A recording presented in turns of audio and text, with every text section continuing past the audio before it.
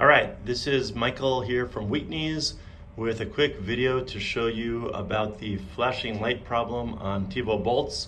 Typically, in fact, like 99% of the time, this means that you've got a bad hard drive. If you see the lights flash like this, you need a new hard drive. So just to start from scratch here, here's the unit off.